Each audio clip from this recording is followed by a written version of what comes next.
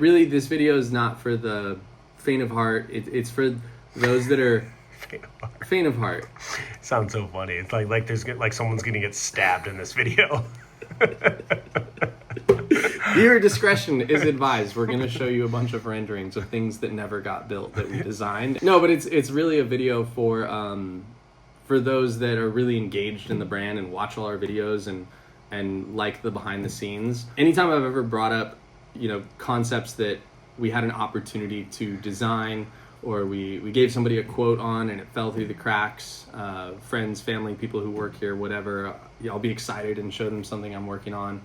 And then they end up not happening for whatever reason. Usually it's due to budget, or it can be due to, some of them are because of COVID. Sometimes it's like insurance. I just thought it'd be interesting for people to see some of these things that never saw the light of day. Just want to go through some of these and hopefully like some of the ideas can come to fruition. Like some of the stuff, it's just things that I've always wanted to do. The renderings are really cool too, because I think what do you do this on? I do this on SketchUp. Yeah. So Google SketchUp it's free. I think I pay for like a pro version for some extra functionality. Yeah. But it's basically a dumbed down like AutoCAD. Everything is to scale 100%.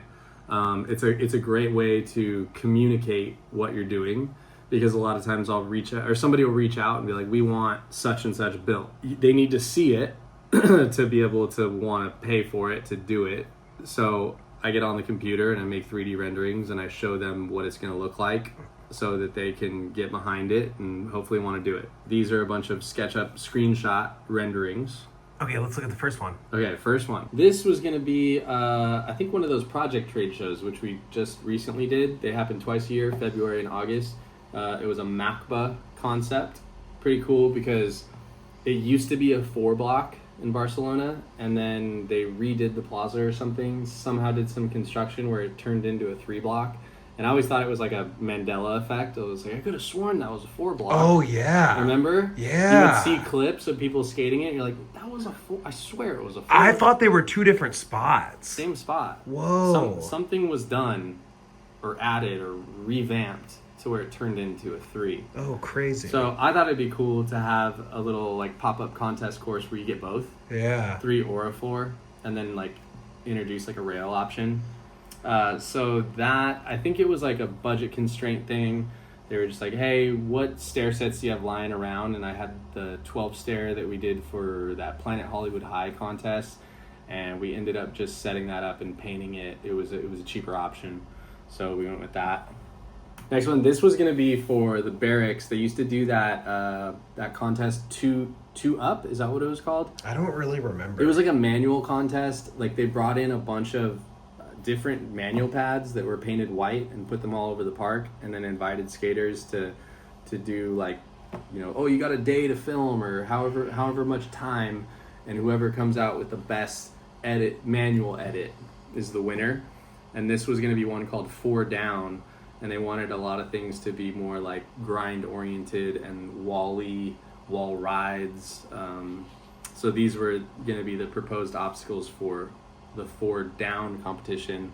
It was in the tail end of before they closed the Barracks, so it ended up not happening. This was going to be not for skateboarding. This was going to be for a YouTuber to launch a car.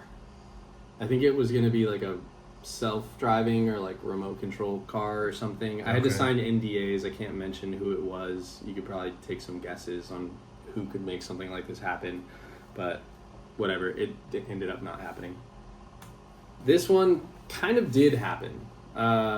There's a group called Ched Raui. They own a bunch of malls in Mexico. Kind of like here in the US we have like Westfield malls. Ched Raui owns all these like shopping centers. I think they also are the parent company of Smart and Final. They're worth billions of dollars or something. I got hit up randomly. It was really weird and vague, but this like assistant of some top dog at the company was like, hey, Mr. Ched Raui's going to be in town. He wants to have dinner with you. So I went to Javier's in Costa Mesa, this like pretty high-end like Mexican restaurant, and had dinner with this guy to talk about what I do. And he had a whole presentation about me. Like his team put together a presentation on like what we do, who I am, like highlighted projects, that sort of thing. And he's like, yeah, like you're the guy. We want you to come to Mexico City and build us a skate park. So I flew out there with my wife. I think it was before we had Jack, and spent a few days there. Met with some like local skate shops. Met with like went to some skate parks just to like get the vibe and like see what kind of obstacles they're into. You know, everywhere's a little bit different. Yeah. Like some places will be really Europe's completely different than over yeah, here. like some places will be really transition focused. Some places are like, no, just street plazas. So I just like wanted to see what was going on there. What are the voids? What would make sense in this mall space? So this was an indoor skate park. I ended up being a consultant for them. I did some design work. There was like 5 or 6 renditions of this park. This might not even be like the last one, but it's one of the ones when I was going through and looking for stuff. And then I ended up sourcing the skate light for them and getting it shipped out there. And then I sourced all the foam for the foam pit.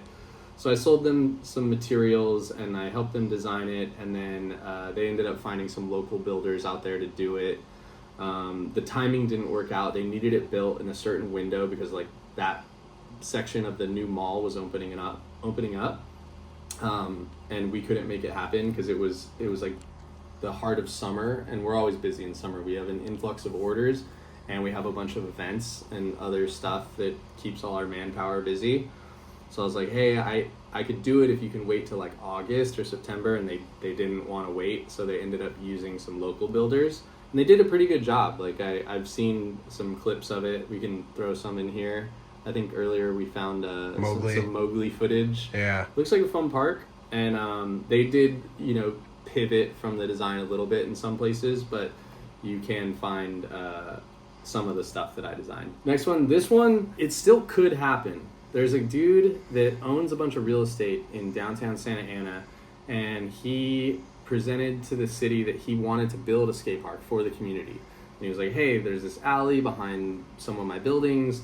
I want to get this built. And so I designed it, and then ultimately it would need to be concrete. So then I put him in contact with Kyle Berard, who's Front Rock Concrete.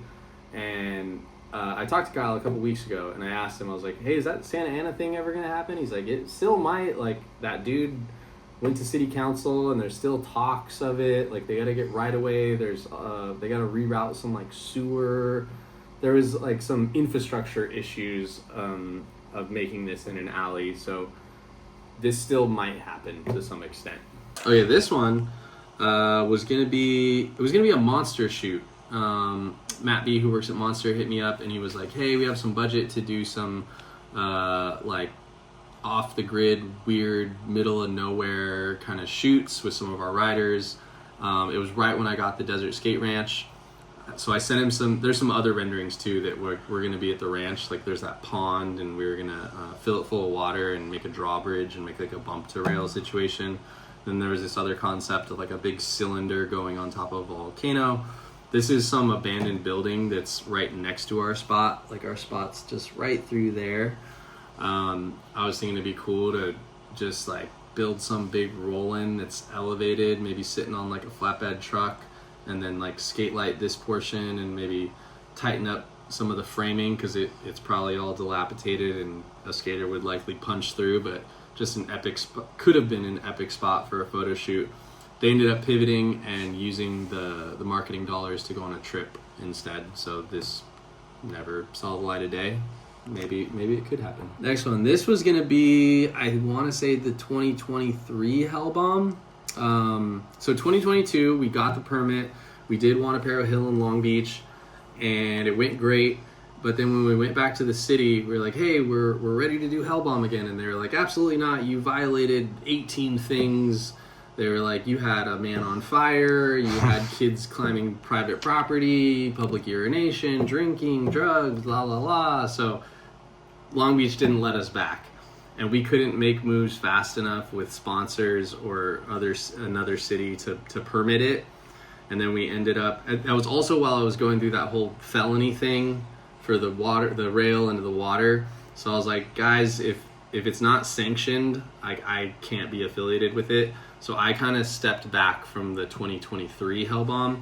But if we got the hill again, we were going to do something like this. We were going to rent a truck and ply the side of it and do big wall rides and gap to the side. So this was going to be like one of the features. Didn't end up happening. That's got to happen. That looks sick. Something like this should happen. Yeah. We still might make something like this happen. This is a fun one that I want us to make happen eventually. Like, whether a brand decides to do it or not, like, it's so iconic. I grew up in this era, the Jeff Rally, Ardo, the water gap. There was going to be a campaign for Jeff to skate the gap again. Modeled it, like, this is all to scale. I went to the exact riverbed and got all the specs and then dropped the ramps in and told them how big the gap's going to be and how tall the ramps are going to be and how they're going to be supported and all that. It ended up falling through. But we should do this. We should do this. We could probably barge this. I don't think there's any like. I don't think we'd have to worry about anything. Repercussions. I mean, it's no. Riverbeds are kind of no man's land. Chris did it with the rail, and Gary did it with the. I feel like we could get away with this one. I was literally before you said that, I was like, we should just do this, you and me. I feel like we should just do it. I would want to get like Rally's sign off, and I would want him there. You know, if we do it, that'd be sick. Like whether he ollies it or does like a new trick or just wants to be in the mix, like I'd want him to like. He's got to pull a Frank Gerwer and ollie it. At least. Yeah. All right, next one. This was gonna be a. Is it Kazo or Kazu? I don't know how to say it. I think it's Kazo. Kazo? Casso? Kazo? Kazo. This was going to be like a budget Kazo course that was going to happen in a warehouse. Something like this still might happen with the people that were thinking about doing it. I don't want to mention them. I don't want to like blow them up. But I feel comfortable sharing it here because if we do end up doing it, it's gonna pivot.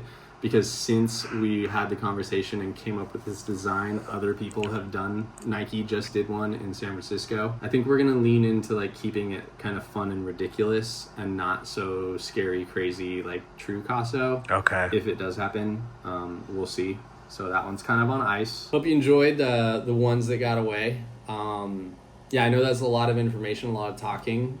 Hopefully you guys liked seeing some of the stuff that did come out of those jobs, and also just wanted to show kind of behind the scenes that that's just the harsh reality of business, right? Like we quote hundreds of jobs like every year, and maybe we get a quarter or less of them, maybe probably like 10% realistically. That's just the way it goes. So yeah, they're just things that I spent some time on. I came up with these concepts and was like happy and proud, and they didn't happen for whatever reason. But it's nice to be able to show them. Yeah, you got to pay to play. Yeah, yeah, it is what it is.